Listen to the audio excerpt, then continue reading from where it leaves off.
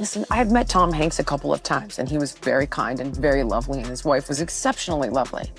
But when he was on Saturday Night Live... I hated it too, and I said it on my show.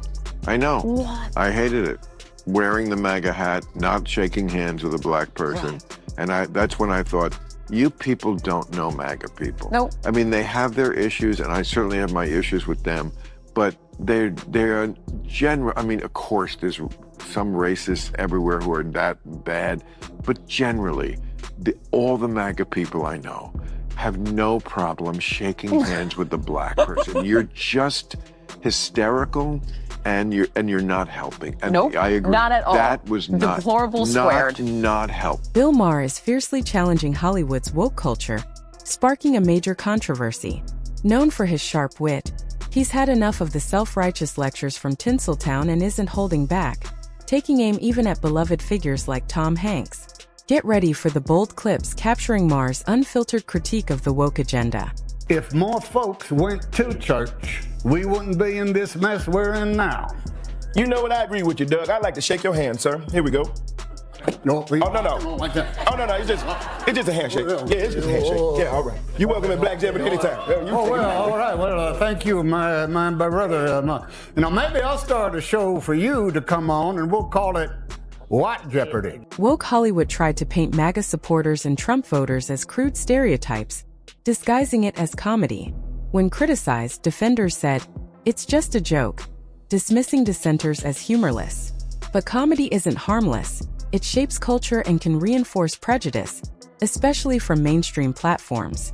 Ridiculing half the country under satire, then hiding behind "it's just comedy," is propaganda, not humor. This issue came up again on the Club Random podcast with Bill Maher, who weighed in strongly.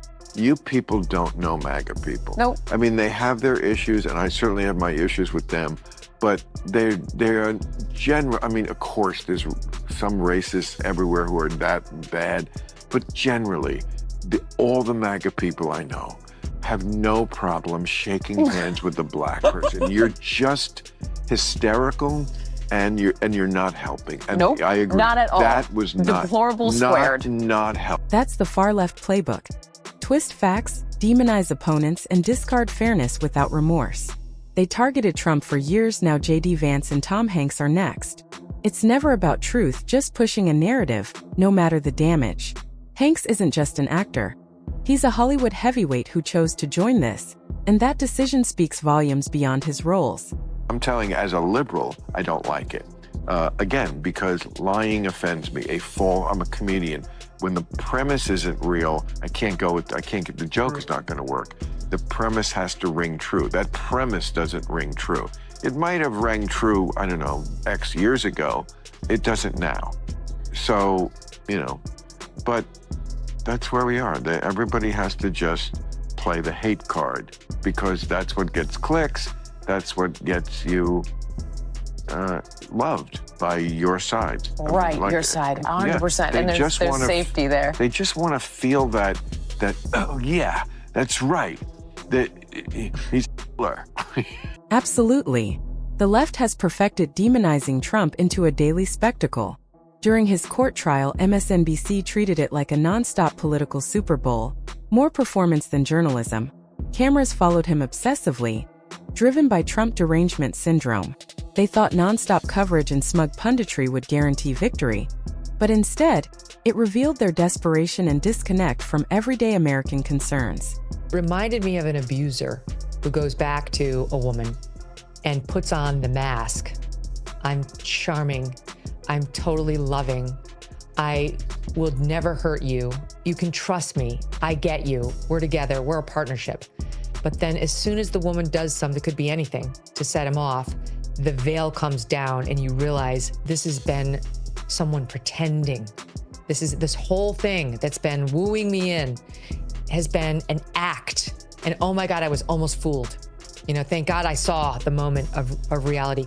That's what that thing was to me, because Saturday Night Live hates conservatives. Megyn Kelly suggests Tom Hanks may secretly disdain conservatives and the MAGA movement, meaning he's been playing a role off-screen too. America's lovable everyman.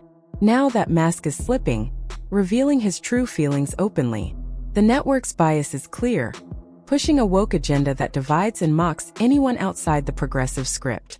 But Hanks is the real shock because we expected better from him. Bail was down and we saw what they really think of all of us, not just MAGA, but anybody on the right. They think you're a racist. They think you're all the ists for all sorts of psychological reasons that we've gone into and don't need to here. But there was that piece of it. And then there was how deeply offensive it was for Tom Hanks in particular to participate in this skit. Tom Hanks, who started off on this stupid show called Bosom Buddies, which, I mean, maybe it was ahead of its time because it was about two men who dressed as women in order to get the living arrangements they wanted. So it was guys dressed, in sort of in drag. And he was hilarious and he was a nobody. And it was a stupid show that made us fall in love with him because he was so funny and bumbling. Exactly. The woke mob drowns logic in outrage, trapping you in a scripted world where you regurgitate talking points and vilify others just to fit in. It rewires your identity and cheers as you undermine yourself. Look at Whoopi Goldberg, Sunny Hostin, Drew Barrymore, once loved, now facing backlash.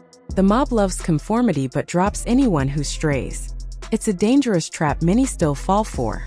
In thanks to a nation, of audiences that included those guys who look like that, with the t-shirt, without the sleeves, that are maybe a little rough around the edges, who aren't as coiffed as he is with the perfect 3/4 zip, sweater, with their MAGA hat on. And yeah, Tom Hanks, their southern rural accent, you absolute effing snob, went to your movies and made you a billionaire. And your thanks to them is to mock and belittle them in the 2 minutes you had to portray what they might be like. Shame on you. Tom Hanks disappointed millions who admired him not just as an actor, but as a symbol of integrity. Once seen as above political fights, that image cracked when he joined in mocking MAGA supporters. This wasn't just acting. It was a clear statement that alienated many fans. He can't hide behind his roles.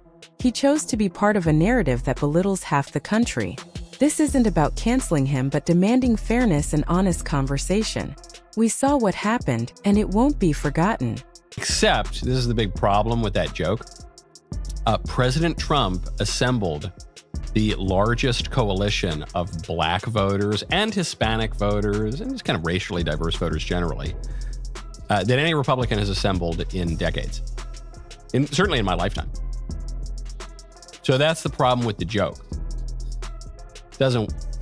It's not reflecting reality. And it's just so tired. The thing I really like about this sketch is it shows that Hollywood has learned nothing. I know that SNL is taped in New York, but the broader entertainment industry has learned absolutely nothing. Trump supporters come from diverse backgrounds, faiths, and walks of life, reflecting how much the GOP has grown recently. The old stereotype of conservatives as narrow-minded and backward no longer fits. It's outdated and inaccurate. While the Republican Party embraces a broader, more varied group including blue-collar workers, small business owners, Hispanic voters, and suburban families, Democrats remain stuck in identity politics. Instead of addressing everyday Americans' real concerns, they cling to elitist, woke messaging. People today want practical solutions, not lectures or virtue signaling. Despite its challenges, the GOP is listening, while the Democrats continue to echo their same tired message. Wow, we just got our clocks cleaned. We lost an historic proportion of black voters, black male voters that we relied on, and Hispanic voters. We thought we could run really hard on the immigration issue, but it turns out almost half of Hispanics like Trump. We even lost a lot of young women under 30. Yikes. All right, let's just double down on exactly what we were doing. Republicans are racists. Actually, first we're going to make fun of Republicans being religious. We're going to make fun of Christians. That'll work. And then we're going to call our opponents racists. Because apparently the majority of Americans, including a lot of black and Hispanic people, are racists. Yeah, that's the ticket. The Democratic National Committee is on the edge of collapse. A pattern seen before with parties that lose touch with the people they serve. History shows even powerful parties can fall into irrelevance when they stray too far. The DNC is heading down this risky path. To turn things around, Democrats must break from the radical woke fringe. As long as they cater to extremists, ignore the working class, and attack independent thinkers, support will keep slipping away. Survival means returning to practical solutions, embracing common sense, and reconnecting with everyday Americans.